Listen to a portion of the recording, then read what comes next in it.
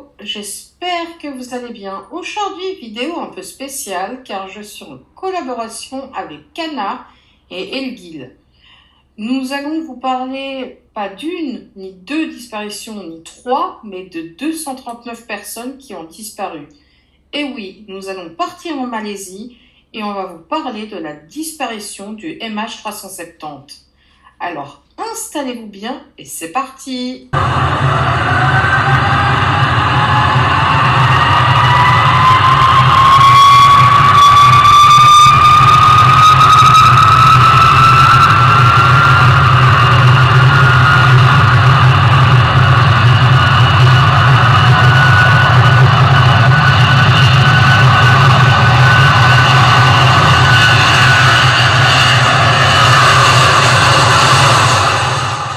Vendredi 7 mars 2014, il est bientôt minuit et l'aéroport international de Kuala Lumpur est entré en mode nocturne.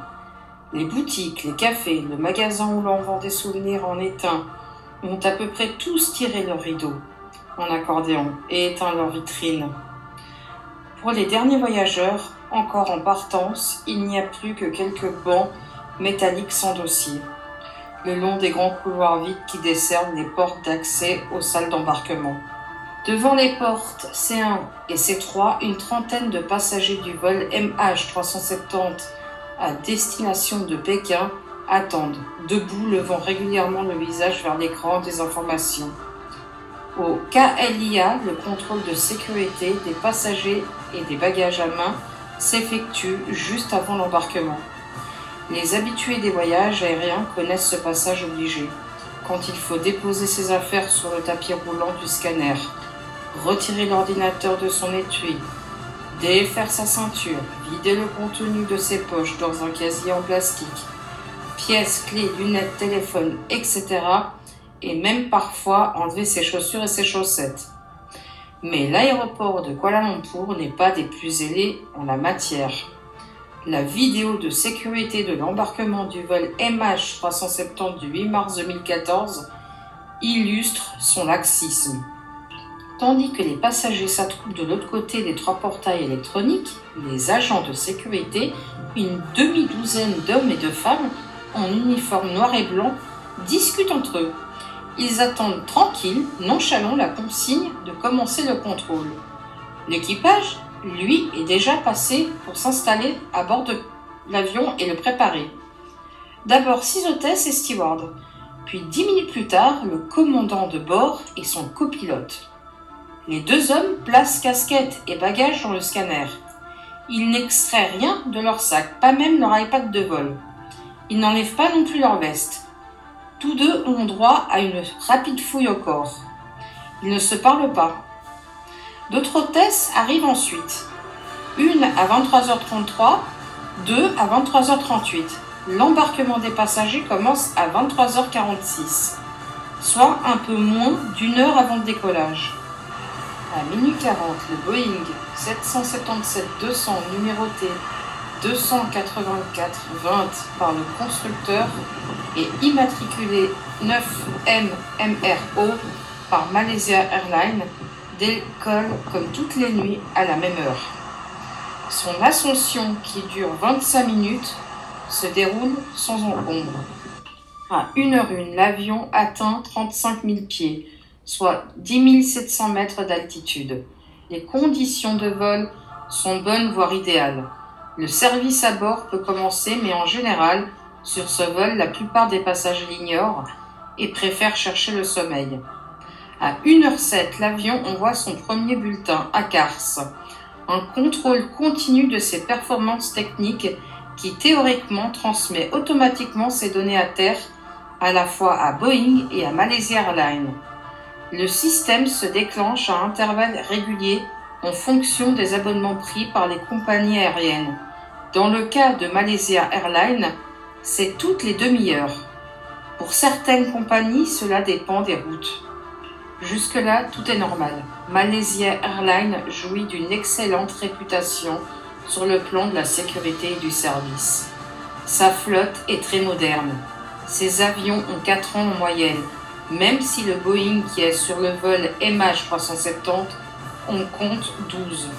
Il a été livré en 2002 et a déjà volé 53 465 heures au gré de 7 525 cycles de vol. Le 23 février 2014, soit 12 jours avant cette funeste nuit, il était en maintenance dans les hangars de Malaysia Airlines. L'un des premiers communiqués de la compagnie après sa disparition assurera qu'il n'y avait aucun souci quant à la bonne santé de l'avion. Et le prochain contrôle était prévu pour le 19 juin. Après 40 minutes de vol, l'avion s'apprête à quitter l'espace aérien malaisien pour pénétrer dans le ciel vietnamien. Il reste moins de 5 heures avant la descente vers Pékin. L'atterrissage est prévu à 6h30. À 1h19, l'avion quitte la zone du contrôle aérien malaisien avec une salutation standard.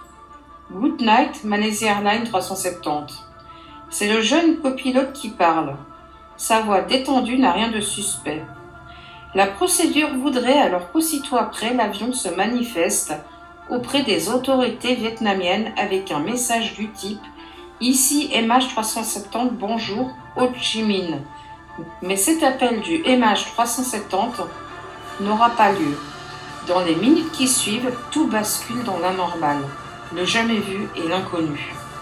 À 1h20, 5 secondes après avoir passé la balise aérienne Igari, balise attribuée à Singapour, et 90 secondes après sa dernière transmission radio, le transpondeur, principal moyen de communication entre l'avion et le contrôle aérien, est éteint.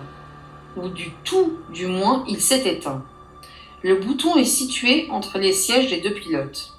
Le geste est aussi simple que d'allumer ou éteindre un autoradio. Un quart de tour dans un sens et dans l'autre. Mais l'éteindre entre deux contrôles aériens est un geste extraordinaire et extrêmement suspect. Selon les informations livrées par Malaisie, une semaine plus tard, l'avion tourne d'abord quelques secondes sur sa droite, puis amorce un demi-tour à gauche, vers l'ouest-sud-ouest. Plus ou moins au même moment, le système ACARS, qui comme on l'a vu gère l'envoi automatique d'informations techniques, est éteint à son tour. Cette procédure n'est jamais enseignée aux pilotes tant elle défie l'entendement.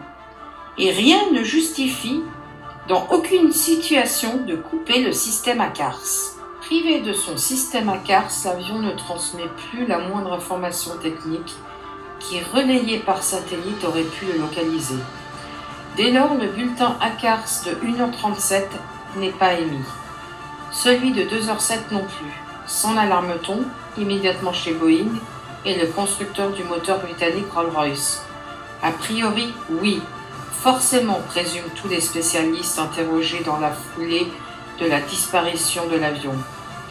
Mais aucun commentaire, aucune explication, aucun éclairage technique ne viendra de ces deux piliers du secteur de l'aviation que sont l'avionneur américain et le constructeur de moteur britannique. Lors du crash du vol AF447 entre Rio et Paris en 2009, la dernière émission ACARS avait permis de localiser la chute de l'appareil à 5 minutes près. Est-ce donc un détournement parfait, sans trace qui vient d'avoir lieu? Presque parfait en fait. Même s'il n'aimait plus, l'avion reçoit à son insu un signal électromagnétique silencieux appelé ping, dont le seul écho permet de savoir qu'il est reçu. Jusqu'à cette situation inédite, ce signal n'avait jamais eu pour vocation de localiser un avion. Il faudra des extrapolations mathématiques du plus haut niveau pour tenter d'interpréter ces ultimes informations et d'en déduire la trajectoire finale de l'appareil. À partir du message « Bonne nuit malaisien 370 », on ne sait plus rien de ce qui se passe dans le ciel à bord de l'avion. À terre, en revanche, c'est le début de longues heures d'un cafouillage tragique au cours duquel le Boeing se volatilise. Le registre des échanges entre les tours de contrôle de Kuala Lumpur et Ho Chi Minh documente une imposante série de ratés. À partir de 1h20, le contrôle aérien vietnamien sait que le MH370 doit arriver dans son ciel. Mais il attend pourtant 19 minutes pour alerter Kuala Lumpur. de l'étrange silence du vol Kuala-Pékin. Les experts estiment qu'il aurait fallu réagir en 3 ou 4 minutes au plus tard. La tour de Kuala Lumpur ne reçoit plus aucune nouvelle non plus. Le MH370 n'est pas revenu sur les fréquences locales. Vers 1h30, sur instruction du contrôle aérien vietnamien, le pilote d'un vol à destination de Tokyo, qui se trouve théoriquement à proximité du MH370, parvient à contacter l'avion sur la fréquence d'urgence en lui demandant s'il a effectué son transfert vers le contrôle vietnamien. La réponse n'était pas claire, il y avait trop de parasites, mais le pilote a eu l'impression que c'était le copilote qui parlait et que s'il avait été en détresse, il aurait entendu un mayday. La conversation s'interrompt, ce qui arrive souvent. Lui doit continuer sa route vers le Japon, il n'insiste pas. D'après plusieurs enquêteurs qui ont cherché quel avion se trouvait à proximité du MH370 au cours de ces derniers moments, ce pourrait être le pilote du vol JAL 750 ou celui du vol MH77. Cette conversation n'a pas été rendue publique par les autorités, même si d'après le pilote qui a témoigné de manière anonyme, tous les autres appareils présents dans la zone à ce moment-là, avions ou bateaux, ont dû l'entendre également. En revanche, le rapport provisoire indique que vers 1h54, Ho Chi Minh a demandé au pilote du vol MH386, qui arrivait de Shanghai et se rendait à Kuala Lumpur, de tenter de contacter le MH370. Mais aucun détail supplémentaire n'est donné. À 1h46, Ho Chi Minh indique à Kuala Lumpur que l'avion a disparu des écrans radars, juste après avoir passé la balise Speeded.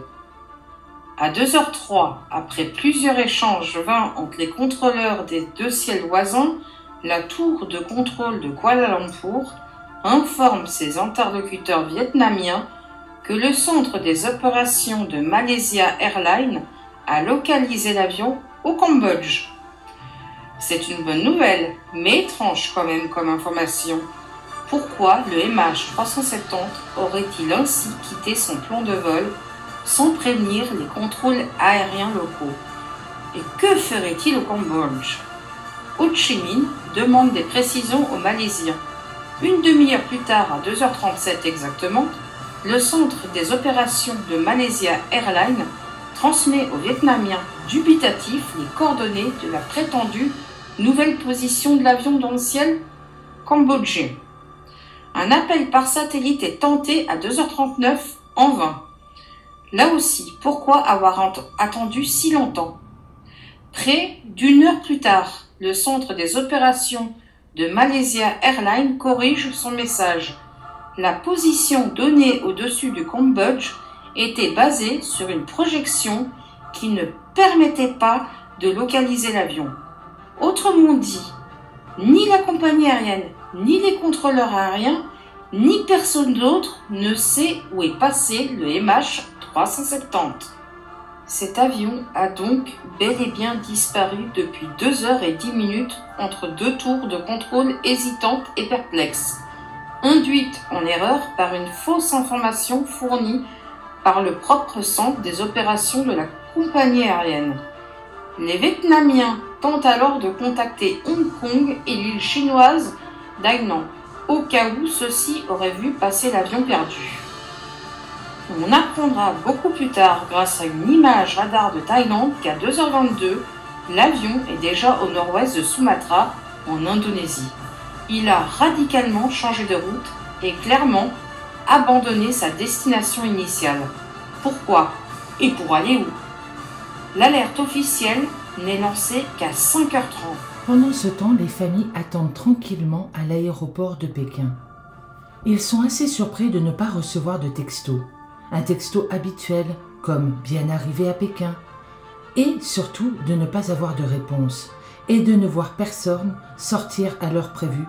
L'attente se transforme en inquiétude.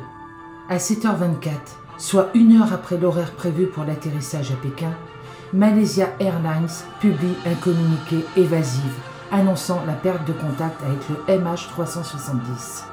L'inquiétude vire à l'effroi, puis à la panique. Pour toutes les familles des 239 personnes se trouvant à bord, c'est le début d'un interminable supplice. Ce n'est pas le contact qui a été perdu, c'est l'avion. Pendant de longs mois, on ne connaîtra à peu près rien des détails pourtant essentiels de la route précisément parcourue par l'avion, entre son dernier point de contact avec le contrôle aérien malaisien et son dernier repérage par un radar militaire thaïlandais. Tel un puzzle, ces détails ont été reconstitués tant bien que mal, et mis bout à bout au fil des semaines, des mois, des années qui suivront. Au gré d'informations distillées au compte-gouttes, diluées pour la plupart dans une mer de données fausses ou inexactes. Le premier rapport provisoire, en date du 1er mai 2014, a fourni très peu d'informations. Même pour un vol de portefeuille, on vous donne un plus long rapport que cela, dira un frère de l'une des passagères chinoises. En revanche, ce seront les diverses études australiennes de l'ATSB et le second compte rendu de l'enquête daté du 8 mars 2015 qui rassembleront de manière cohérente la plupart des données connues sur ce vol. Plusieurs travaux indépendants, effectués depuis par des experts passionnés du dossier, laissent toutefois penser que des erreurs ou des informations fausses ont pu se glisser même dans les rapports officiels sur lesquels se base ce récit des dernières heures connues de l'avion. Sans son caractère improvisé et la tension latente, cette hyperconcentration de médias pourrait rappeler l'ambiance de certains sommets internationaux, voire de grands événements sportifs. Mais dans le couloir qui mène à l'amphithéâtre des conférences de presse, la salle des familles, qui joint la salle de presse, parfois quand la porte s'entr'ouvre, les hurlements de désespoir ou de colère s'en échappent, rappelant à chacun le drame humain que cache ce fascinant mystère. Les familles chinoises en particulier sont à bout de nerfs. À Pékin aussi, elles sont rassemblées dans un hôtel, le Lido, mais beaucoup ont fait le voyage jusqu'à Kuala Lumpur dans l'espoir d'être au plus près d'éventuelles informations. Un simple malentendu ou une question maladroite d'un journaliste suscite colère ou crise de rage. Les rencontres avec les autorités dégénèrent fréquemment. Éclats de voix, sorties en masse, bouteilles d'eau qui volent sur les intervenants. L'angoisse de ces hommes et femmes qui ont perdu un être cher est indescriptible. Et elle s'aggrave à chaque minute qui passe. Depuis que l'ambassadeur de Chine en Malaisie est venu les voir et leur a dit sans doute à bout d'arguments « C'est très compliqué, vous ne pouvez pas comprendre ». Ils sont hantés par cette phrase. Comment peut-il dire que c'est compliqué puisque l'on nous dit, à nous, que l'on ne sait rien? Les présentateurs vedettes des grandes chaînes mondiales sont là aussi. La disparition du vol MH370 est considérée comme l'affaire la plus captivante du moment. Le sujet se prête formidablement bien aux exigences de la télévision en direct, avec des mises à jour et des points sur les dernières nouvelles, en continu 24 sur 24. D'autant que les premiers jours ne sont qu'informations, contre-informations, démentis, rumeurs, confirmations, annulations, précisions. Ce tourbillon d'informations engendre à son tour pléthore de scénarios hypothétiques.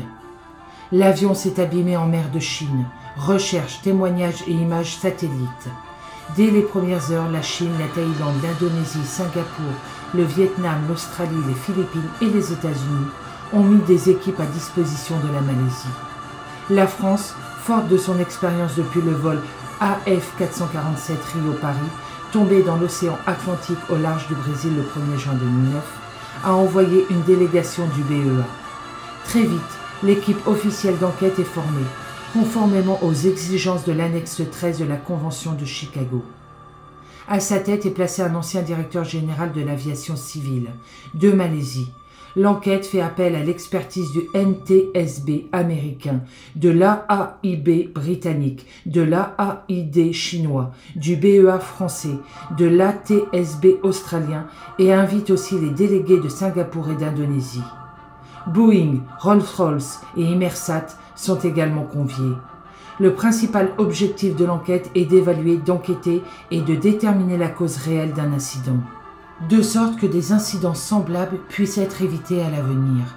Il est impératif pour le gouvernement de mettre en place cette équipe indépendante d'enquêteurs, qui n'est pas seulement compétente et transparente, mais également hautement crédible, recommande la Convention de Chicago. Les Américains Ayant été très rapidement sur place, les Britanniques aussi ont envoyé 2 enquêteurs. Ils sont allés dans les locaux de la Malaysia Airlines et ont demandé toutes les données. Logiquement, on regarde d'abord du côté du dernier point de contact, en mer de Chine du Sud, à mi-route entre le nord-est de la Malaisie et la pointe sud du Vietnam. Au début, on ne sait que cela. Le contact avec l'avion a été perdu au-dessus du golfe de Thaïlande, entre l'espace aérien malaisien et l'espace vietnamien, juste après le passage de la balise Bitol. La Malaisie se garde de dire qu'elle sait que l'avion a fait un demi-tour gauche. Au contraire, elle appelle aux recherches dans cette seule et unique zone. Le premier jour, c'est un avion de Singapour qui survole la zone. Plus tard, on entendra parler de 9 avions et de 24 navires, sans avoir pour autant une liste précise. De jour en jour, leur nombre augmente. Difficile de suivre. Quand les recherches vont s'étendre à l'autre côté de la Malaisie, sur une surface totale de près de 100 000 km², 42 navires et 39 avions seront mobilisés. À son pic, la campagne sollicitera 26 pays. Au beau milieu de cette nuit-là, la présence anormale d'un avion au-dessus du golfe de Thaïlande a été signalée par quelques témoins évoquant des bruits inhabituels, des lumières blanches, un avion volant à basse altitude ou bien un autre en feu aussi. Rien qui révèle du passage habituel à peine visible car très haut dans le ciel. Des longs courriers reliant Kuala Lumpur à Tokyo, Séoul, Hong Kong, Taipei, Pékin. Là, sur la côte nord-est, des habitants du village de Pantai Seberang, Marang, affirment avoir entendu un bruit très fort en provenance de l'île touristique de Pulau Kapas. Des villageois ont entendu une explosion. La police de l'État a pris la déposition de plusieurs villageois évoquant une bruyante explosion dans la nuit du 7 au 8 mars. Sans se concerter, ceux-ci ont rapporté les faits suivants. Vers 1h20 du matin, alias Salel, 36 ans, était assis avec 7 de ses amis à quelques centaines de mètres de la mer, quand tous ont entendu un bruit très fort, comme le ventilateur d'un moteur d'avion. Un autre villageois a déclaré qu'en entendant ce bruit étrange, il a cru à l'arrivée d'un tsunami. D'autres résidents de cette région disent avoir vu des lumières bizarres au-dessus de la mer. Dans l'état de Kelantan, le pêcheur Azid, 66 ans, a observé vers 1h30 un avion volant très bas, en dessous des nuages. Il a pu le suivre pendant près de 5 minutes. Son bateau était à une dizaine de miles nautiques au large de Kuala Besar. Impossible de ne pas le voir. Ses lumières étaient aussi grosses que des noix de coco. Hélas, tous ses compagnons étaient profondément endormis, plus ou moins au même moment, à environ 30 km de Kota Baru. Un jeune homme d'affaires, Alif, 29 ans, a aussi aperçu de brillantes lumières blanches. Il a tenu à faire un rapport auprès du MMEA, car l'avion volait à l'inverse du sens habituel. Toujours dans cette région, mais bien plus loin en mer, au sud-est du Vietnam, l'employé néo-zélandais d'une plateforme pétrolière qui était sorti fumer une cigarette au milieu de la nuit a, lui, soutenu avoir vu un avion en feu, à haute altitude. Je crois avoir vu l'avion de Malaysia Airlines. L'horaire concorde, écrira Mike Maikey dans un email envoyé à ses employeurs, après que la Malaisie et le Vietnam eurent ignoré ces messages d'alerte. La presse vietnamienne publie de son côté un certain nombre d'informations intéressantes, qui passent pourtant quasi inaperçues dans la grande cacophonie des premiers jours.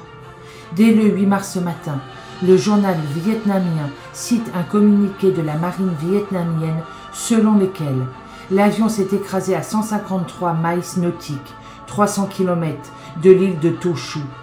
Dimanche 9 mars, une immense traînée de fioul d'environ 80 km de long est repérée par un avion à 150 km au sud du Vietnam. C'est le premier et seul signe possible de l'avion disparu pour le moment, indique alors le pilote, le lieutenant-colonel Ong Vong, pardon pour la prononciation.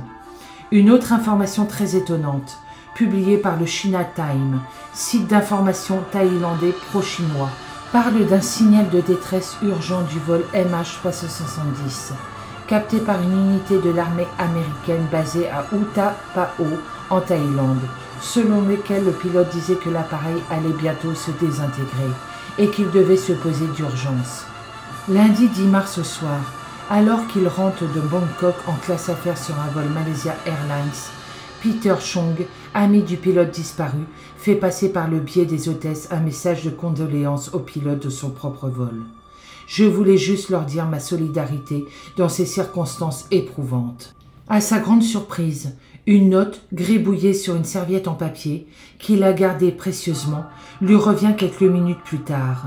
Le commandant de bord de son vol le remercie et ajoute « L'épave sur votre gauche. L'avion survole à ce moment-là le sud du golfe de Thaïlande. » Peter Chong se colle alors au hublot et constate un évident champ de lumière en mer, où il devine une intense activité de recherche.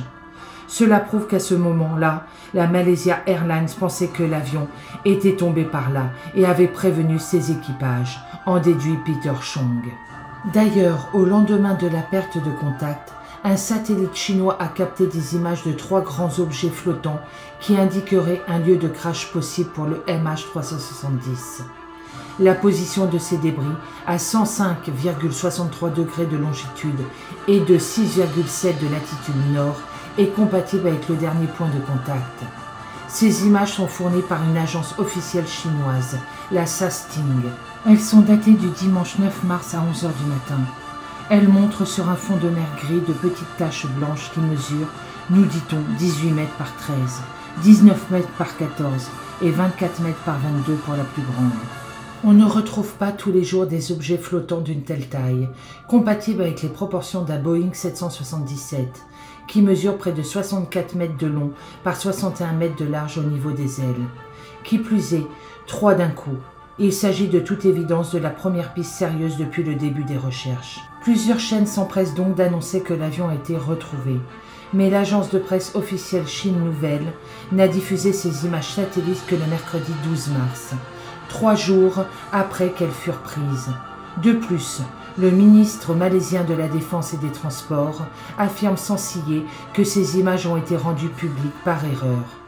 Si tel est le cas, c'est sans doute bien la première fois que la République populaire de Chine partage des images satellites par erreur. Le ministre ajoute qu'un avion de surveillance malaisien s'est rendu sur place et n'a rien trouvé. Les recherches dans cette zone sont en fait dominées par 2 bâtiments de guerre américains qui disposent d'hélicoptères et d'un avion de patrouille maritime P-3 Orion. Mais de nombreux autres bâtiments patrouillent également dans ces eaux.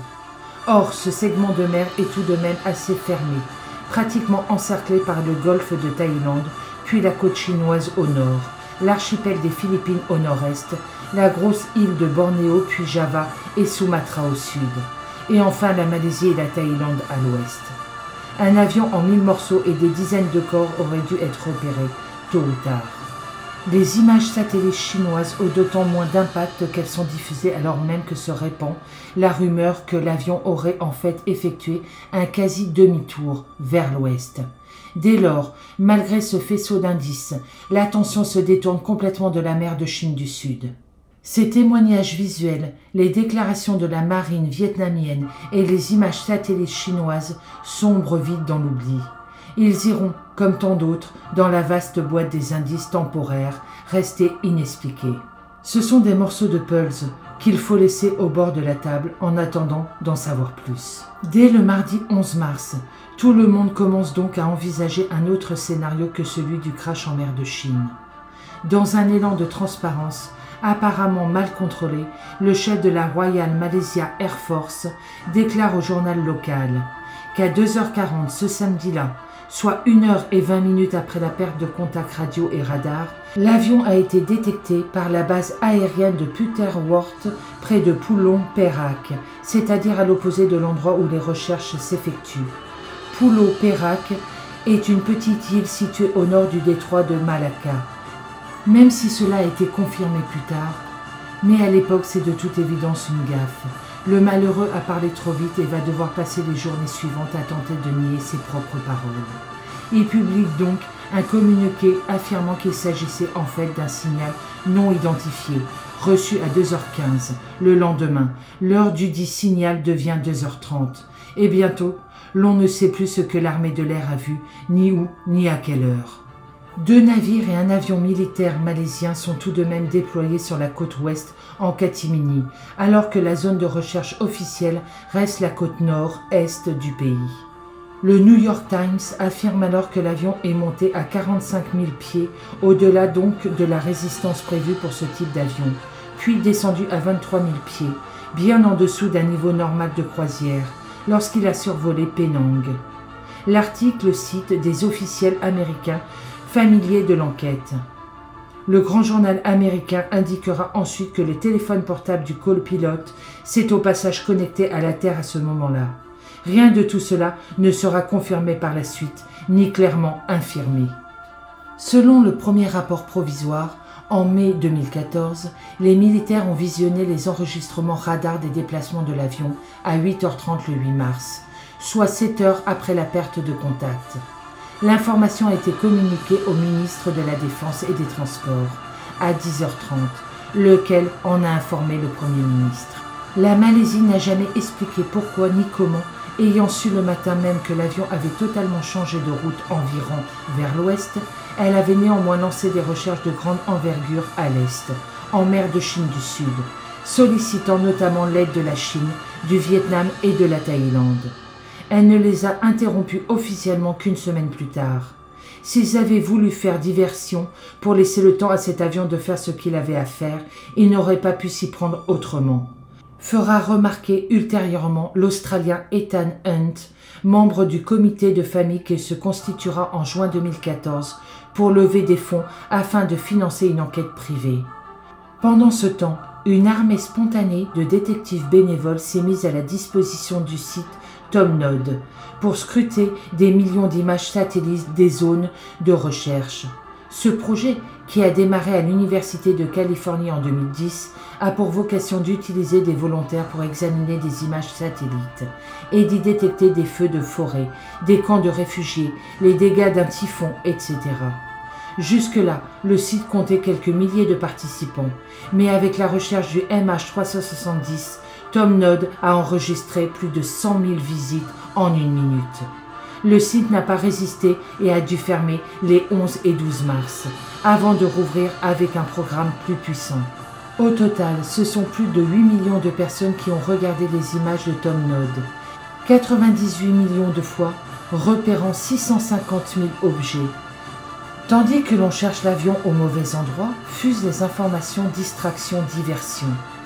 Pendant qu'une flottille internationale tourne en rond en mer de Chine du Sud, sans bien savoir ni où ni comment chercher, familles et médias se pressent et s'agitent au centre de crise de l'hôtel Sama Sama, où elles décortiquent la somme d'informations incohérentes et parfois contradictoires livrées par les points presse quotidiens. La liste des voyageurs ouvre la grande valse hésitation des informations officielles. À propos du nombre de nationalités à bord, Malaysia Airlines publie 4 communiqués consécutifs. Le premier en annonce 13, le deuxième 14, le troisième 15 et le quatrième revient à 14. Il faut dire que les Taïwanais sont comptés parmi les Chinois et que l'Italien et l'Autrichien recensés sont en fait des Iraniens, voyageant avec des passeports volés. Un temps, on parle de 4 passeports volés, mais on apprend lors d'une conférence de presse qu'il n'y en a finalement que 2. Tout cela n'a pas grand intérêt pour qui cherche un Boeing et ses 239 passagers, mais cela meuble l'antenne et contribue formidablement à embrouiller les esprits. En diffusant la première liste, le samedi 8 mars en fin de journée, un porte-parole de la compagnie aérienne déclare « Ceci est la liste des gens à bord de l'avion. Toutes les familles ont été informées.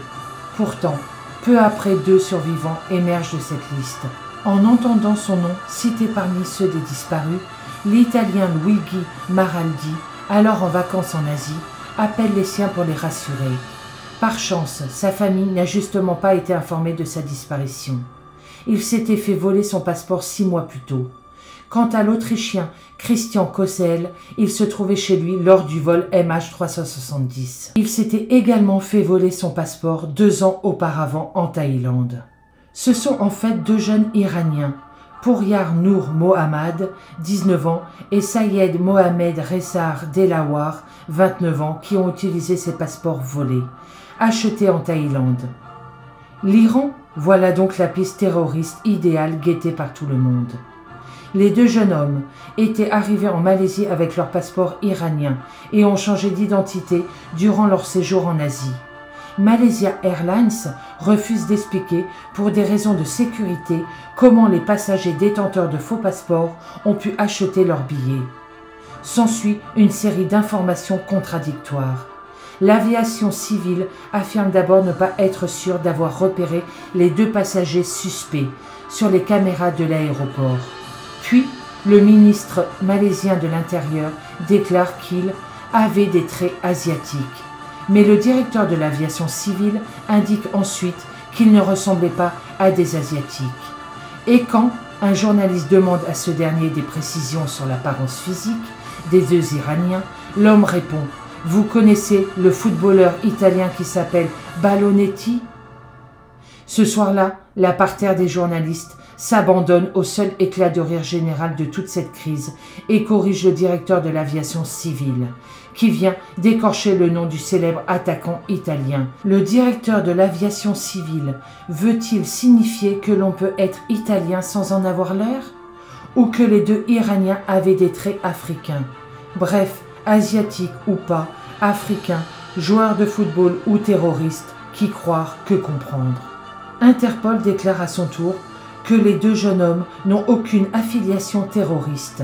Ils espéraient, semble-t-il, rejoindre leur famille en Europe et tenter de brouiller les pistes de leur origine en passant par Pékin.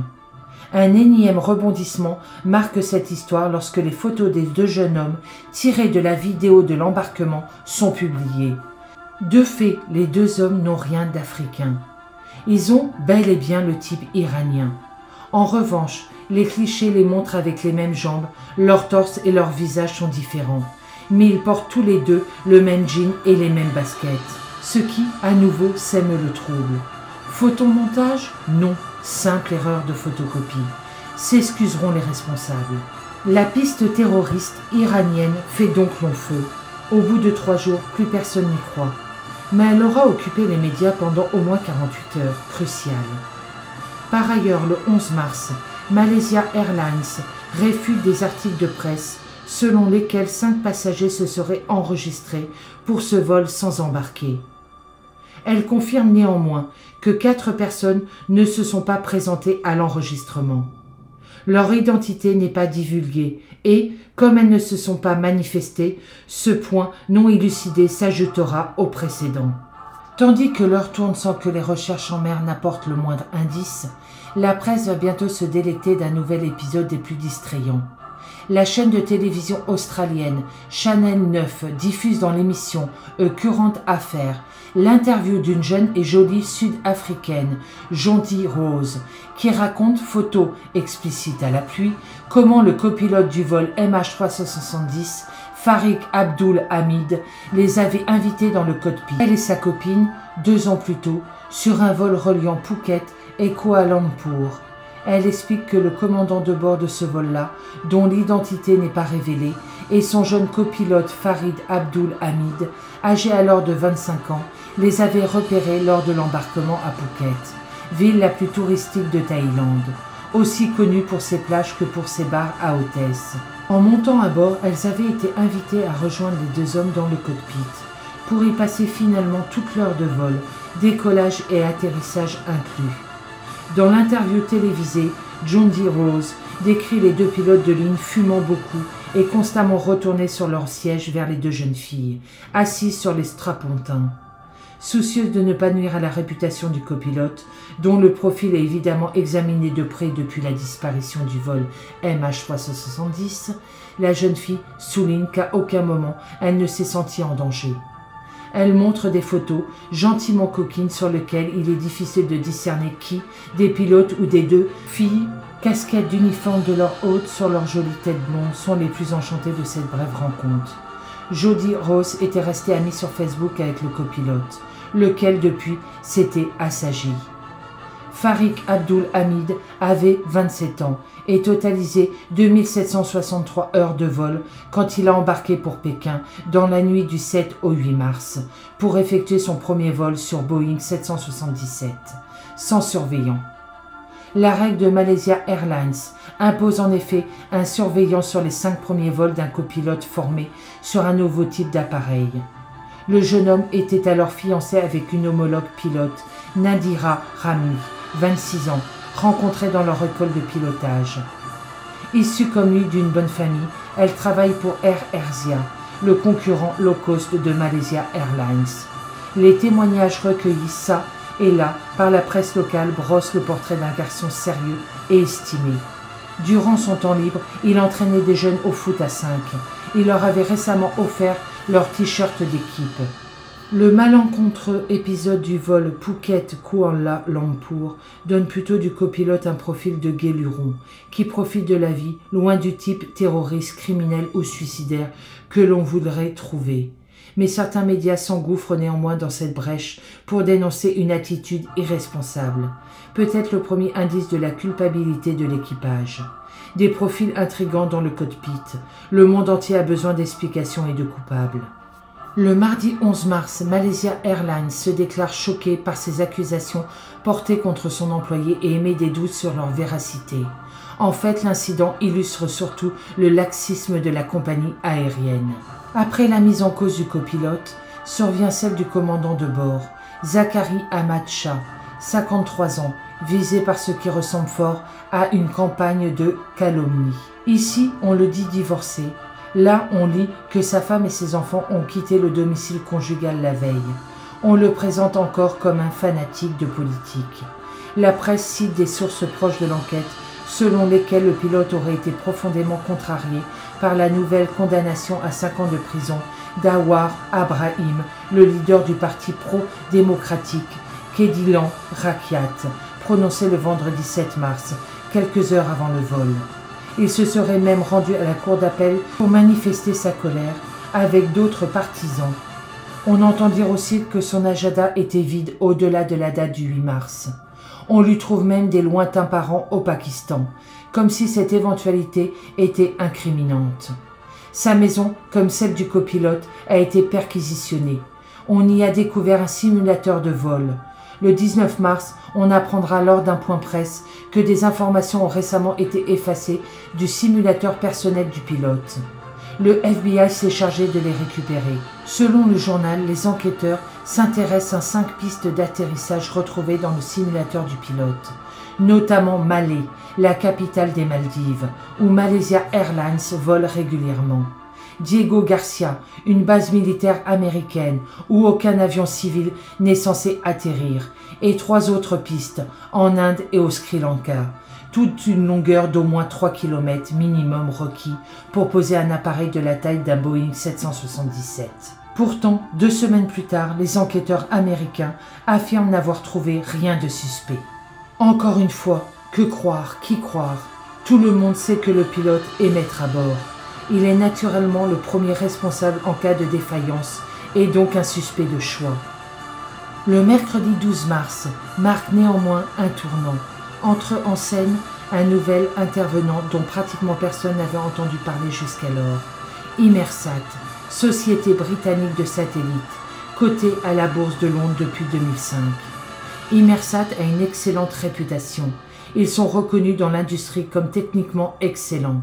Asiasat, qui rappelle néanmoins que leur mission est d'assurer le transfert d'informations entre les avions de ligne et la Terre, pas leur localisation ni leur suivi. C'est pourtant cette firme qui va fournir la version officielle et définitive de la route prise par l'avion, après sa perte de contact. Car si depuis la désactivation du système ACAR, l'avion n'a plus émis d'informations techniques à destination de Malaysia Airlines, il a, va-t-on découvrir, continué de recevoir de manière passive un signal silencieux. Ce ping est émis automatiquement vers l'avion quand la station à terre ne reçoit plus de nouvelles pendant une période continue d'1 heure. Ce signal va voir l'avion et lui demande « Es-tu là ?», ce à quoi l'avion répond « oui » ou ne répond pas. Ce ping est donc le seul et dernier lien avec le MH370, après sa disparition des écrans radars. Mais de là à en tirer la localisation de l'avion, le défi est de taille. Ce signal n'a jamais été conçu pour cela, et il n'a jamais servi à cela. Chez Inmarsat, l'ingénieur, ancien élève du Queen College à l'université de Cambridge, a déjà beaucoup travaillé sur le cas de l'AF-447, qui s'est abîmé au large du Brésil en 2009. À la suite de cet accident, il a d'ailleurs instauré le relevé de diverses mesures techniques supplémentaires liées à ce ping passif, notamment sa durée et sa fréquence. Pas étonnant qu'en entendant la nouvelle d'un avion disparu, aux informations de 11 h de la BBC, le samedi 8 mars 2014, il ait pensé le premier qu'Inmarsat aurait très probablement des informations à transmettre aux enquêteurs. Une course contre la montre s'engage alors chez Inmarsat. Ce ping a beau n'être qu'un infime signal électromagnétique, selon l'équipe scientifique, c'est suffisant pour tenter des analyses. Dans un premier temps, la durée précise du retour d'écho du ping va permettre de déterminer la distance entre l'avion et le satellite. Il essaie de se représenter un ping comme un petit point invisible qui voyage à 7 reprises au cœur de la nuit du 8 mars de la station terrestre localisée à Perth, dans le sud-ouest de l'Australie, jusqu'au satellite géostationnaire 3F1, posté à 36 000 km de la Terre, au-dessus de l'équateur, d'où il repart automatiquement jusqu'au Boeing 777 du vol MH370, avant de refaire le même tracé en sens inverse à travers l'espace et de rapporter ses informations à Perth. Ce sont ces infimes petits pings, le dernier plus que les 10 autres, qui vont imposer au monde la version officielle du destin du MH370. La première découverte, tout à fait déconcertante, fut de comprendre que l'avion avait continué de voler longtemps, après le dernier contact. On a réalisé que quelque chose de vraiment étrange s'était passé pour que l'avion continue de voler pendant tout ce temps, se souvient Alan Bruce. Inutile de tenter de décrire la complexité des calculs requis, d'autant que le satellite 3F1 a beau être dit géostationnaire, il oscille constamment entre le nord et le sud de l'équateur. À chaque ping émis correspond dans un cercle dans le ciel sur lequel la distance entre l'avion et le satellite est la même. L'avion a forcément coupé les différents cercles, du premier jusqu'au 7e, à chaque instant précis où le ping a été émis. Le 8e et le dernier ping, émis à 8h19, est différent des autres. Non seulement il arrive bien avant l'heure prévue, quelques minutes seulement après l'avant-dernier, daté de 8h11, mais il comporte l'indication d'un redémarrage, un reboot. Les ingénieurs d'Inmarsat en déduisent jusqu'à la suite de l'extinction des moteurs de l'avion. À court de carburant, le système de communication a automatiquement tenté de redémarrer. Aucun signal n'arrivera plus après celui-là. L'avion a donc continué de voler pendant 7 heures après sa perte. Trouver un scénario compatible avec ces pings. Elle produit la théorie de 2 arcs. L'avion aurait volé le long d'un arc, soit vers le nord de la Thaïlande jusqu'à la frontière du Kazakhstan, et du Turkménistan, soit vers le sud de l'Indonésie jusqu'au cœur de l'océan Indien. C'est la seconde découverte importante d'Inmarsat. Inmarsat transmet ces 2 révélations à la Malaisie, le mercredi 12 mars. Kuala Lumpur ne réagit pas. On s'est dit qu'il recevait peut-être en même temps d'autres informations leur indiquant que l'avion était en fait au milieu de l'Atlantique, raconte Alan Schuster Bruce. Le jeudi 13 mars, le Wall Street Journal annonce que l'avion aurait volé plusieurs heures après la perte de contact radio. Pendant 2 jours, le ministre de la Défense et des Transports va démentir aussi vigoureusement que possible ces nouvelles informations. Une posture constante du ministre au cours de cette crise, qui mériterait qu'on lui accole d'emblée le sobriquet de Monsieur Non-Non. Très bizarrement, le jeudi 13 mars, c'est le porte-parole de la Maison-Blanche qui parle de nouvelles informations et d'une nouvelle zone de recherche, en mentionnant déjà le sud de l'océan Indien. Washington force ainsi Kuala Lumpur à sortir de son mutisme, tout en lui laissant la responsabilité d'annoncer les détails. Le samedi 15 mars, le Premier ministre malaisien fait sa première intervention publique depuis le début de cette crise qui a pourtant placé son pays sur le devant de la scène internationale, comme aucune autre actualité ne l'avait encore fait. Il répète que cette situation est sans précédent. Il confirme le changement de trajectoire de l'avion évoqué depuis 5 jours, mais toujours nié jusque-là. Il confirme que les systèmes de transmission de données du Boeing 777 ACARS et transpondeurs ont été désactivés. Il évoque un acte délibéré par quelqu'un à l'intérieur de l'appareil. Enfin, le Premier ministre entérine la double théorie d'Inmarsat d'après laquelle l'avion a volé jusqu'à 8h19 et selon un arc soit sud soit nord. On comprend que celui qui a pris les commandes de l'appareil ne pouvait être qu'un expert. À l'issue de son unique intervention devant la presse, le Premier ministre ne répond à aucune autre question des journalistes. La disparition du vol MH370 et de ses 239 passagers change de nature. Elle a été dirigée et de main de maître. Après avoir laissé ses voisins alliés et partenaires chercher au mauvais endroit pendant une semaine, la Malaisie a donc une nouvelle fois retardé de plusieurs jours l'officialisation d'une information majeure et la mise en œuvre du processus de réponse ad hoc.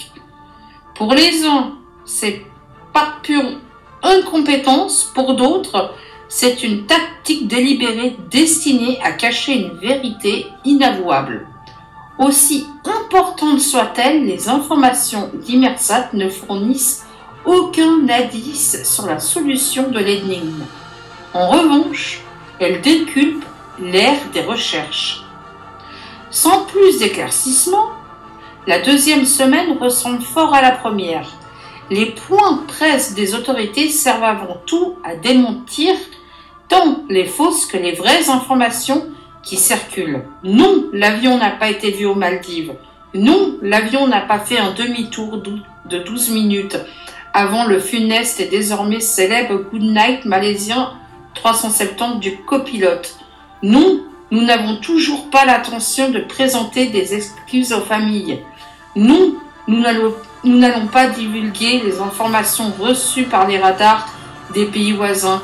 Non, nous ne savons pas ce que le simulateur du copilote contient. Non, nous ne savons toujours pas où est passé l'avion.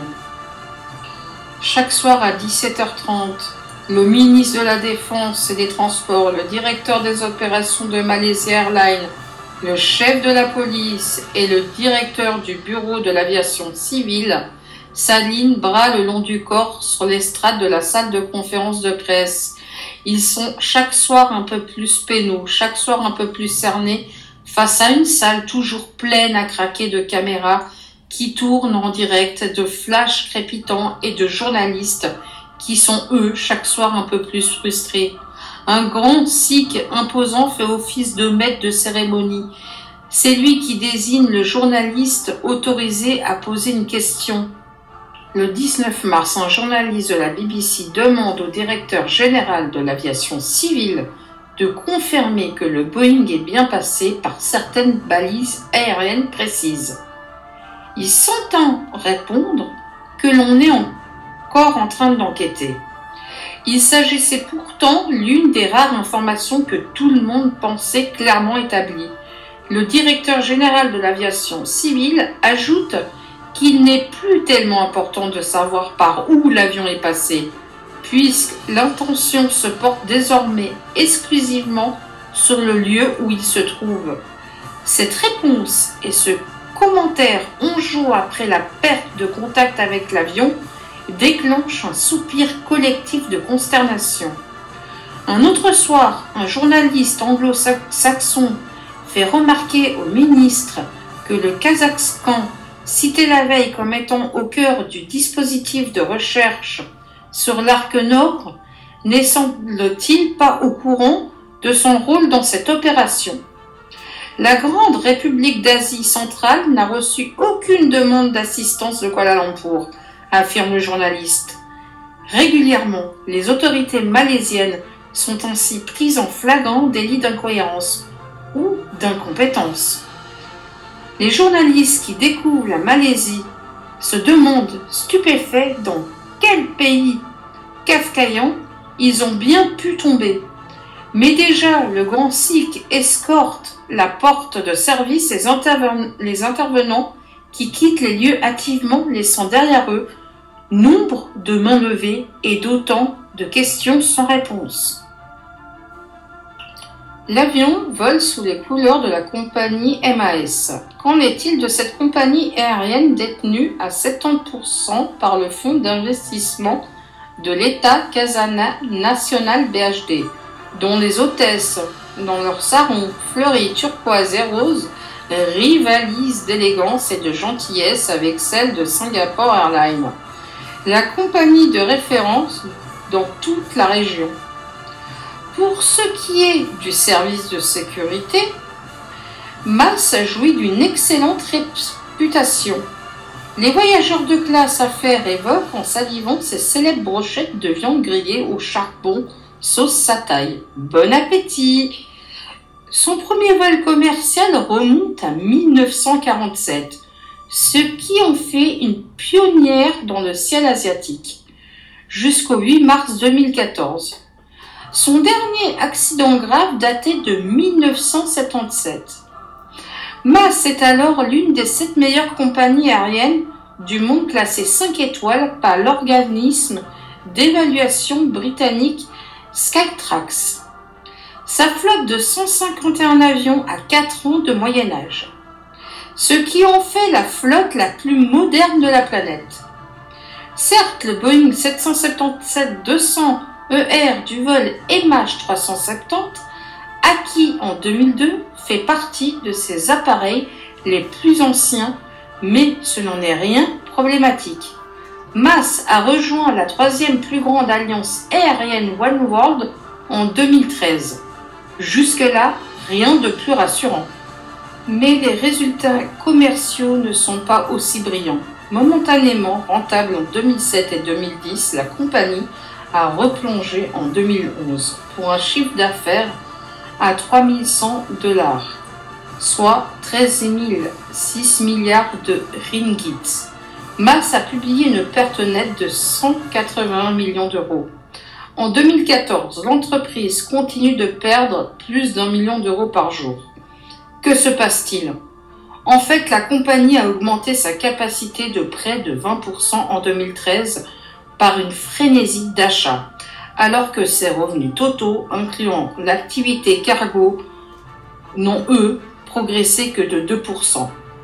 Par ailleurs, cette compagnie aérienne compte trop de personnel et trop de gros salaires. Un incendie s'est déclenché à 16h le 26 mars 2014 dans l'atelier avionique des installations de maintenance, ce qui a beaucoup surpris. C'est là que MAS répare et entretient tous les composants électroniques de ses avions. L'endroit est névralgique. Il est situé au 2e étage du hangar numéro 2, à Subang, la ville de l'ancien aéroport international de Kuala Lumpur. MAS n'en fait état que 2 jours plus tard après qu'un ancien député spécialiste des questions d'aviation, Wee Cho Keong, l'eût mentionné sur son blog. Ce feu dans l'atelier de maintenance électronique est resté inexpliqué. Il est sans précédent en 30 ans d'activité sur place. Qu'est-ce qu'il a déclenché? Quels matériaux et quels documents ont été détruits ou endommagés? Pourquoi le système anti-feu n'a-t-il pas fonctionné? Cela est un grand mystère encore à ce jour. 4 mois plus tard, Malaysia Airlines perd son second Boeing 777 au-dessus de l'Ukraine, cette fois avec 298 personnes à bord, abattues par un missile de fabrication russe. L'action de la compagnie aérienne nationale replonge de 18%. La capacité à survivre de la compagnie, qui a perdu près de 85% de sa capitalisation boursière en 5 ans, est mise en doute. En juillet 2015, le nouveau PDG de MAS, l'Allemand Christoph Müller, déclare que techniquement, l'entreprise est en faillite. Sa stratégie va consister a arrêté l'hémorragie en 2015, stabilisé en 2016 et relancé en 2017. Au 1er septembre 2015, Malaysia Airlines renaît de ses cendres sous une nouvelle identité juridique. Elle ne change ni de logo ni de nom. Mais MAS, en tant qu'entreprise, n'existe plus et ses dettes non plus. Une hypothèse assez paranoïaque circule dans les milieux d'affaires dominés par la communauté chinoise. Elle postule que si les États-Unis étaient impliqués dans cette affaire d'avions disparus, ce serait pour saboter la relation Chine-Malaisie, car la Malaisie essaie d'être amie avec tout le monde.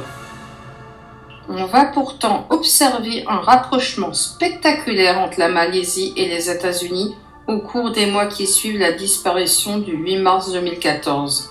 Tout d'abord, la visite officielle de Barack Obama en avril 2014. Une première depuis Lyndon Johnson en 1966.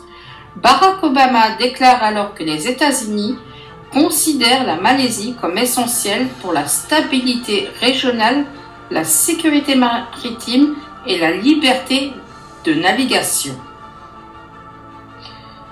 6 mois plus tard, Najib Razak sera invité à jouer au golf avec le président américain à l'occasion des vacances familiales de Noël des Obama à Hawaï.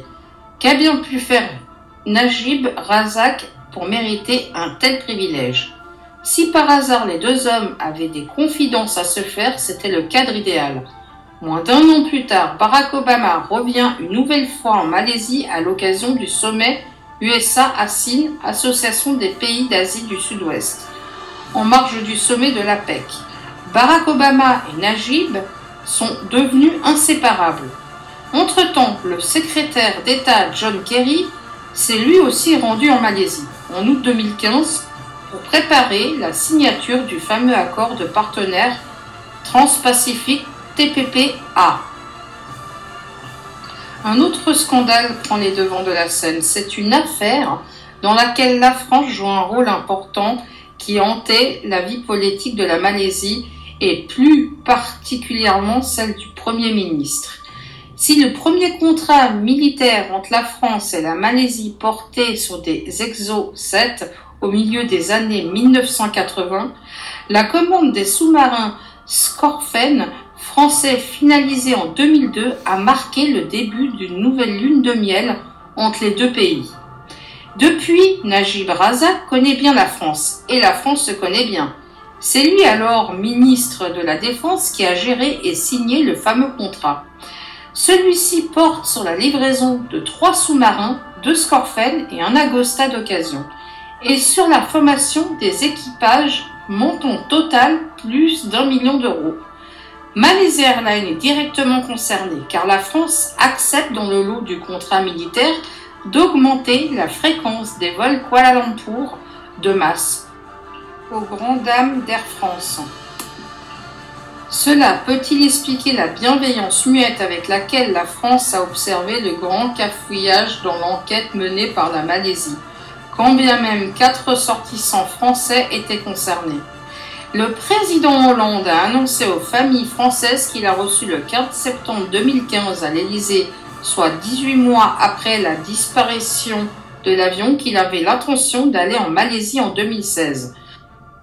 Anwar Ibrahim, le charismatique leader de l'opposition, ancien vice-premier ministre qui fut emprisonné de 1998 à 2004, profitant de sa liberté provisoire entre une nouvelle condamnation en appel qui a eu lieu la veille du vol du MH370 et l'examen de son dossier par la Cour fédérale qui aura lieu en février 2015, Anwar Ibrahim estime que cet événement triste et tragique a été aggravé par la manière dont il est géré. Il trouve honteux que le gouvernement ait essayé de l'impliquer dans cette catastrophe en lui découvrant des liens familiaux éloignés qu'il ne nie d'ailleurs pas avec le commandant de bord. Dans son entourage, on soupçonne fortement APCO, l'agence de communication du gouvernement, d'avoir mis en scène l'information selon laquelle le pilote fou furieux du jugement rendu contre Anwar quelques heures avant le décollage de l'avion aurait agi par vengeance en faisant disparaître son avion. Anwar Ibrahim est bien placé pour savoir que le pays dispose notamment de radars britanniques Marconi, hyper sophistiqués. Il était ministre des Finances quand la commande a été passée. Depuis, la Malaisie a également acquis des radars de dernière génération, des Tal Raytheon GM400, positionnés à Kuanta et Kota Baru, côté est, ainsi qu'à Butterwatch, côté ouest. Ces radars n'ont pas pu manquer le MH370 quand il a effectué la route décrite par les autorités. Anwar Ibrahim ne peut pas croire qu'aucun radar militaire n'ait vu un avion de cette taille survoler 5 États malaisiens sans la moindre permission de vol. S'ils l'ont vu, pourquoi n'ont-ils rien fait? Nous avons des procédures selon lesquelles nous devons intervenir en 3 minutes dans ce genre de situation. Et s'ils ne l'ont pas vu, malgré tous les équipements dont nous disposons, mon pays a un sérieux problème de sécurité nationale, lance-t-il. Il accuse le gouvernement d'avoir manqué à son devoir et trouve scandaleux qu'on ait laissé la Chine et le Vietnam effectuer des recherches aussi coûteuses que futiles pendant 9 jours dans une zone où le gouvernement malaisien savait, dit-on maintenant, que l'avion n'était pas. Quant au fait que la liste complète du fret chargé à bord n'ait toujours pas été rendue publique, il trouve cela tout simplement aberrant. À Londres, les scientifiques d'Inmarsat ont affiné leurs calculs. Ils n'avaient pas encore fait usage des informations portant sur la fréquence des pings. Or, les deux options de route nord ou sud étaient tellement différentes que les informations sur la fréquence devaient permettre d'en éliminer une, indique Chris Ashton, l'un des chercheurs d'Inmarsat. On s'y est repris à plusieurs reprises sur ces calculs et on a abandonné.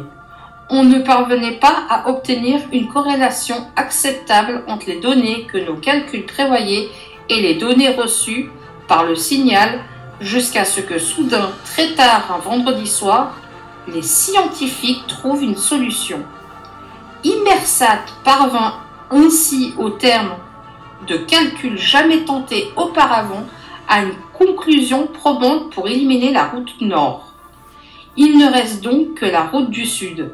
Les ingénieurs transmettent sans attendre leur théorie à la Malaisie.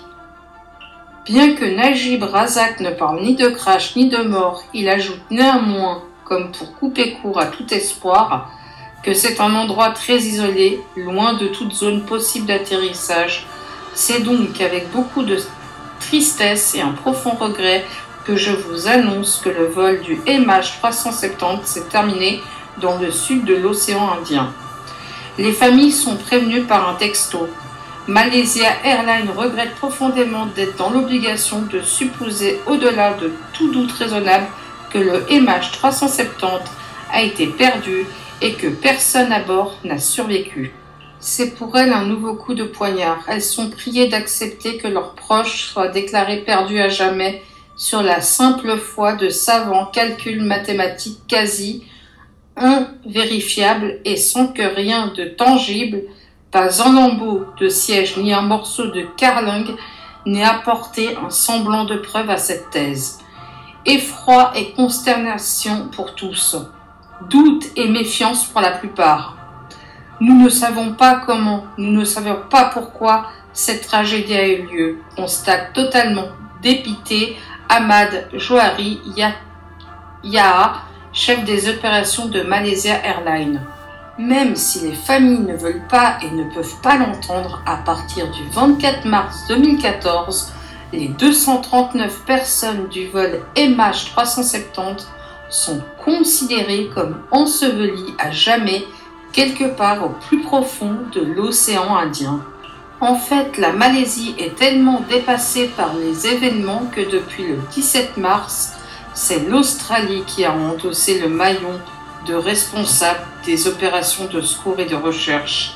Avec une petite tape sur l'épaule, la Malaisie est discrètement sortie du terrain des opérations de recherche, tout en restant responsable de l'enquête. Invité de la célèbre émission de télévision Good Morning America, Stephen Gaillard, un ancien officier de marine américain, déclare « La bonne nouvelle, c'est de voir les Australiens et le NTSB prendre la direction de cette enquête. On a vu beaucoup d'incohérences de la part des autorités malaisiennes pendant toute la semaine. Leurs déclarations n'étaient pas cohérentes. Mais maintenant, on a des vrais pros en poste et franchement, on est au premier jour de l'enquête puisqu'on a des gens qui savent enfin comment s'y prendre. » Suite à l'annonce du 24 mars 2014 qui désigne au-delà de tout doute raisonnable l'océan Indien comme la destination finale du MH370, le déploiement de navires et d'avions qui cherchaient tout azimut la trace du Boeing perdu depuis les eaux chaudes du golfe de Thaïlande jusqu'aux plaines arides du Kazakhstan s'interrompt. L'intention du monde entier se redirige alors exclusivement sur le corridor sud, dans le sud-est de l'océan Indien au large des côtes australiennes, conformément aux informations livrées par les ingénieurs d'Inmersat. L'effort de recherche peut se recentrer, un recentrage tout relatif, la zone à explorer restant immense. Dans un premier temps, les recherches de surface en quête de débris de l'avion vont couvrir plusieurs centaines de milliers de kilomètres carrés. Elles seront suivies de recherches sous-marines pour retrouver l'épave et les boîtes noires au fond de l'océan. L'objectif de recherche est de localiser puis de récupérer les 2 boîtes noires de l'avion. L'une contient les enregistrements des 2 dernières heures de vol dans le cockpit, l'autre toutes les données techniques de l'avion. Toutes 2 sont équipées d'une balise, un petit cylindre alimenté par une batterie au lithium de la taille d'une pile D, qui émet pendant 1 mois à partir de son déclenchement au contact de l'eau un ultrason inaudible à l'oreille humaine. Ce ping est identique à sa fréquence de 37,5 kHz à sa périodique fixe d'1 seconde entre chaque signal. Pour les recherches, la Chine, la Malaisie, le Japon, les Émirats arabes unis, le Royaume-Uni, les États-Unis, la Corée et la Nouvelle-Zélande envoient une quinzaine de navires et autant d'avions pour participer à cet effort. Malgré ces centaines de patrouilles aériennes et les nombreux navires qui sillonnent la zone, on ne trouve toujours pas la moindre trace concrète du MH370 en surface. Voici l'une de ces théories que je trouvais importante de vous parler et ensuite je laisserai la parole à Elgil. Parmi les 239 passagers, un groupe de 20 voyageurs, 12 Malaisiens et 8 Chinois, travaillant pour la même société. Pas n'importe quelle société d'ailleurs, Freescale. Bien qu'inconnue du grand public, Freescale est une énorme multinationale américaine de semi-conducteurs à la pointe et même à l'avant-garde du secteur. Elle est implantée dans une vingtaine de pays, dont la Chine, la Malaisie et la France. En Malaisie, Freescale est un nom relativement connu. Son logo s'affiche sur de grands panneaux publicitaires le long de l'autoroute de l'aéroport. Depuis 1972, l'entreprise occupe un terrain de 8 hectares dans la banlieue de Kuala Lumpur, usine de production de puces électroniques et laboratoire d'essais. Freescale est le numéro 1 mondial de la fabrication des microprocesseurs dans plusieurs secteurs de l'industrie, dont la défense et l'aérospatiale. Elle produit des puces destinées au radar, des microcontrôleurs destinés aux missiles et se dit spécialiste des radiofréquences et de la communication en situation de guerre. Nos produits peuvent avoir des applications en aéronautique, radar, guerre électronique, guidage de missiles et système d'identification amis ou ennemis, explique son site. Freescale est incontournable pour la plupart des grands fabricants de ces matériels. En 2006, Freescale a été racheté pour près de 18 milliards de dollars par les groupes financiers Blackstone et Carlyle. Ce fut à l'époque la plus grosse opération de rachat privé d'une société technologique. Blackstone et Carlyle sont des empires aux ramifications tentaculaires à travers la planète. On ne pourrait être plus au cœur de la machine américaine. Carlyle est de notoriété publique très proche du clan Bush et a eu, entre autres clients, le Saudi Bin Laden Group, qui appartient à la grande famille d'Arabie Saoudite des Ben Laden. Quant à Blackstone, créé en 1985 par deux anciens de Lehman Brothers, c'est devenu l'une des plus importantes firmes d'investissement privé dont le siège est sur Park Avenue à Manhattan. Fin 2015, Blackstone gère un portefeuille de 334 milliards de dollars. Lord Jacob Rothschild siège à l'un de ses conseils avec Freescale. On est donc à la fois à Wall Street, New York, au Pentagone, Washington DC et à Austin dans le Texas où l'entreprise a son berceau. C'est l'argent, le pouvoir politique et la technologie stratégique réunis au plus haut niveau. Il se trouve que le 11 mars 2014, soit 3 jours après la perte de l'avion, Freescale a déposé le brevet de fabrication d'une nouvelle technologie. Cette invention est consultable en ligne avec sa référence US 86 71 381. Peu après la perte du MH370, l'un des vice-présidents de l'entreprise, Mitch Howe, déclare au sujet des 20 employés de Freescale qui étaient à bord: tous ces gens avaient beaucoup d'expérience et de background technique. Ils étaient très importants. C'est assurément une perte pour l'entreprise. Il précise que c'étaient des ingénieurs et experts divers. Leur mission était de mettre en place de nouvelles procédures afin d'améliorer l'efficacité des usines de Kuala Lumpur et de Taïjin. Ils voyageaient tous en classe économique. Tout ceci est avéré vérifiable. Jusqu'ici, on est encore dans la réalité. Mais avec l'extraordinaire rumeur qui circule sur Internet, on bascule dans le scénario du blockbuster. Internet nous apprend en effet que parmi les 20 employés du groupe qui étaient sur le vol, 4 étaient en fait copropriétaires du brevet de très haute importance stratégique et technologique qui devait être incessamment déposé. Si ces 4 coactionnaires à 20% venaient à disparaître, le brevet deviendrait propriété à 100% du dernier coactionnaire, la société Freescale elle-même. Or, qui se cache derrière cette société aux affiliations douteuses? Le milliardaire juif qui inspire une théorie conspirationniste sur deux, Jacob Rothschild en personne. Ce scénario expliquant que l'avion aurait été subtilisé et entièrement détruit pour que les États-Unis gardent la main sur l'entièreté d'un brevet d'une haute importance stratégique est très largement diffusé et discuté sur Internet. Il est même repris par la télévision nationale russe, Russia Today. Certes, il y a mieux comme gage de crédibilité, mais peu importe, l'histoire est formidable. Il y a cependant 3 défauts majeurs. D'abord, les inventeurs à l'origine d'un brevet n'en sont jamais copropriétaires. Tous les brevets inventés chez Freescale, comme dans toutes les grandes entreprises, deviennent forcément la propriété à 100% de l'entreprise qui les a développés. Donc, avant même de rentrer dans les détails, le scénario de base n'est pas plausible. Ensuite, les noms des inventeurs qui figurent sur le brevet ne correspondent à aucun des noms des passagers chinois du vol MH370. Enfin, le fameux brevet US 86 71 381 n'en est rien révolutionnaire. Il porte sur l'optimisation du nombre de microprocesseurs que l'on peut graver sur un wafer.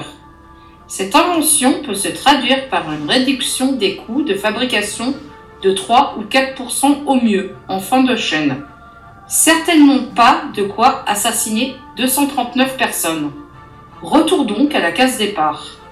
Si ce n'est pas pour permettre à Freescale et à Jacob Rothschild de mettre la main sur un brevet révolutionnaire, pourquoi donc cet avion aurait-il été empêché d'arriver à Pékin?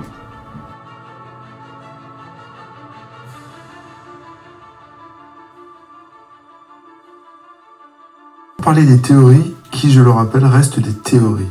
C'est à vous de vous faire votre propre idée car aucun élément concret n'a permis de valider les hypothèses. La première théorie est une mystérieuse cargaison.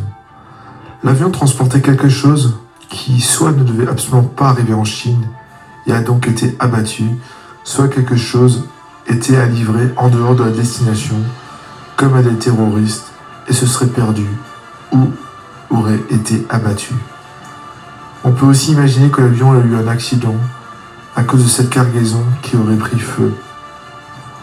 En effet, dans la soute se trouvaient 2,5 tonnes d'appareils électroniques avec des batteries au lithium. Florence de Changy, qui a travaillé sur le cas du MH370 et a écrit un livre sur le sujet, intitulé « Le vol MH370 n'a pas disparu », déclare « On a découvert dans le rapport officiel que cette cargaison n'avait pas été passée au scanner, ce qui est totalement inadmissible du point de vue de la sécurité aérienne. Ensuite, la raison donnée pour expliquer le fait que la cargaison n'a pas été scannée est qu'elle était trop volumineuse, ce qui est totalement incompatible avec la description du contenu. Et comble du comble, cette cargaison de 2,5 tonnes d'électronique est arrivée par camion à l'aéroport le soir même, avec une escorte de sécurité, ce qui est tout à fait inhabituel et extrêmement suspect. Y avait-il une cargaison mystérieuse qui aurait pu expliquer le mystère du MH370 ? Et que contenait vraiment cette cargaison ? Une autre partie de la soute cache aussi un mystère.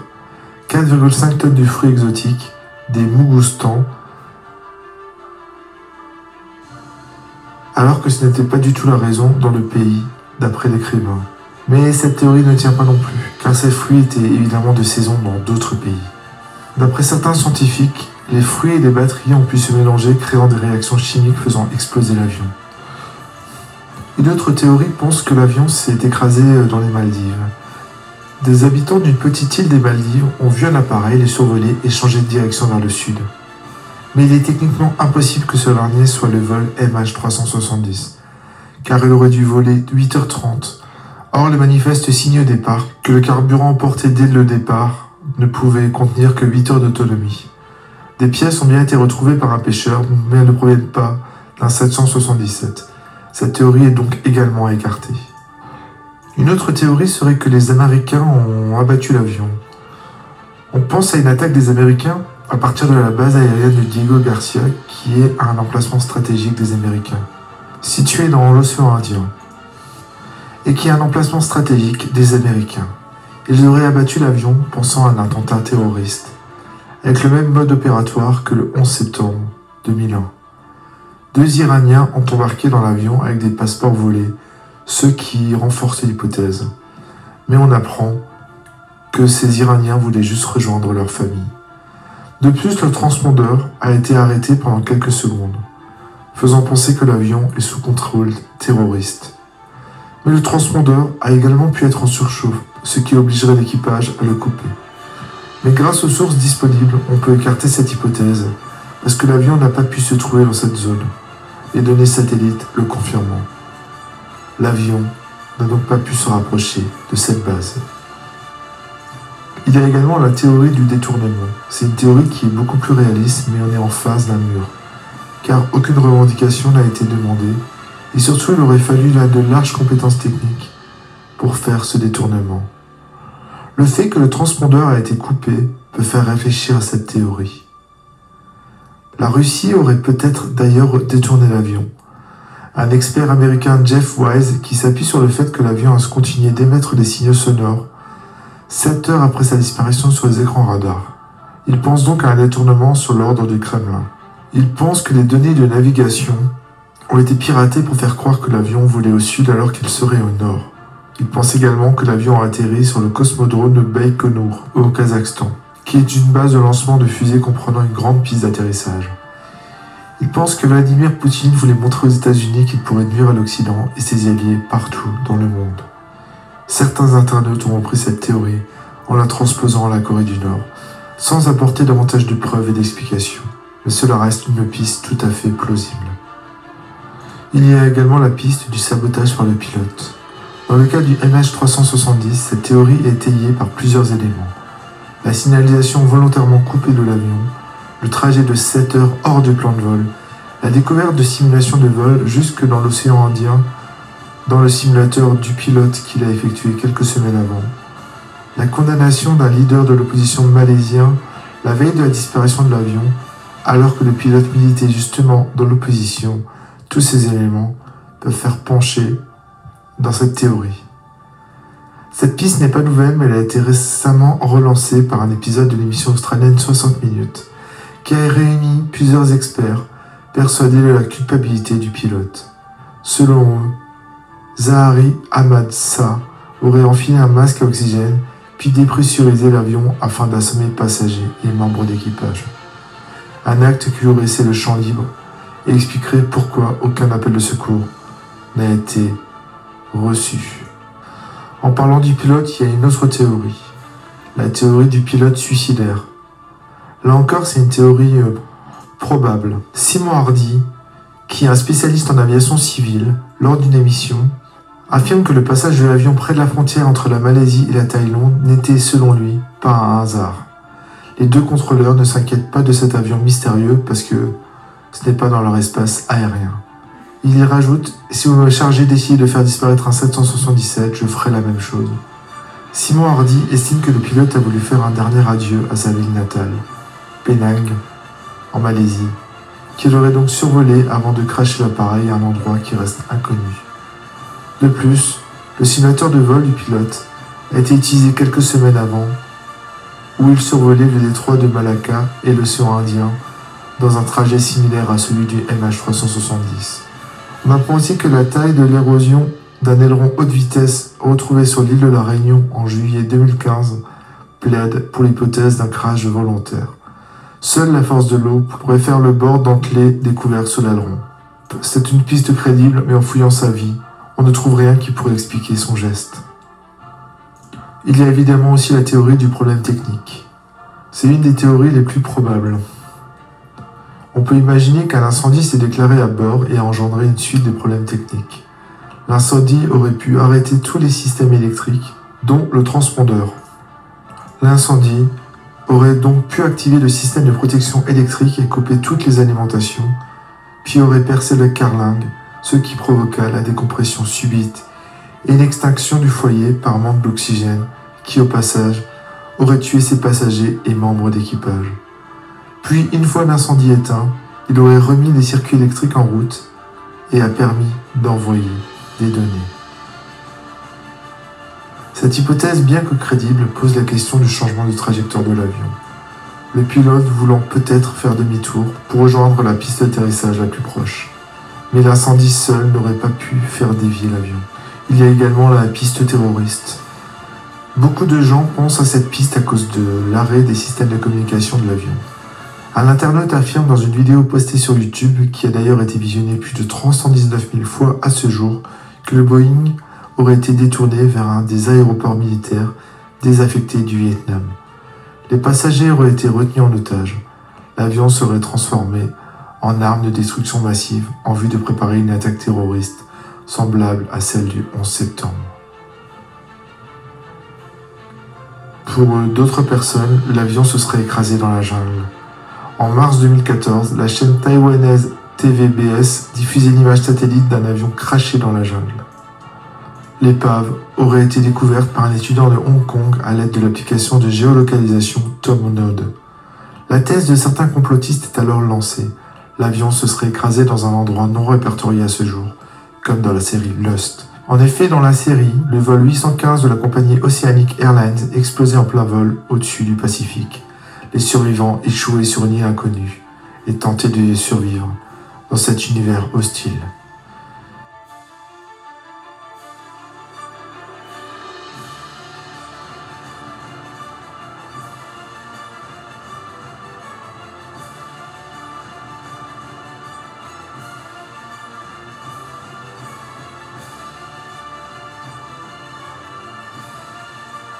Il n'y va pas d'une théorie encore plus farfelue, l'avion serait devenu invisible.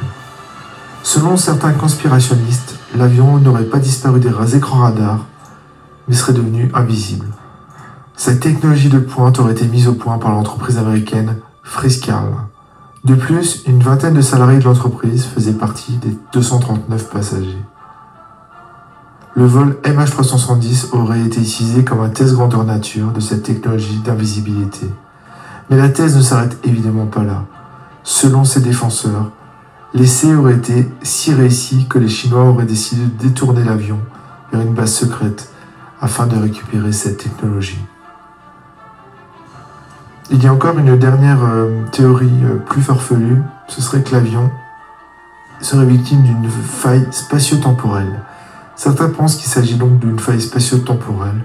Pour eux, l'avion serait tombé dans un trou noir et serait depuis piégé dans une autre dimension. Le site ufologique Au-delà souligne à ce propos que des failles spatio-temporelles avaient été repérées avant le drame dans la zone présumée de la disparition du Boeing. Une théorie vraiment tirée par les cheveux. Il y a évidemment bien d'autres théories qui sont encore plus farfelues, mais je ne les ai pas évoquées, car elles sont vraiment tirées par les cheveux. Et pour vous, quelle est votre théorie sur la disparition du MH370 ? On n'a aucune preuve de la mort, du crash. Donc tant qu'on n'a pas de preuve de ça, ils sont pas... Voilà, ils sont toujours là. C'est la fin de cette vidéo. Elgil a été un petit peu plus timide sur cette vidéo. J'espère qu'il se rattrapera. Bon, je le taquine un petit peu. J'espère que ça vous aura plu, cette collaboration à trois. Et nous, on vous souhaite une très bonne journée. On vous dit à bientôt dans de prochaines vidéos. Et surtout, prenez soin de vous.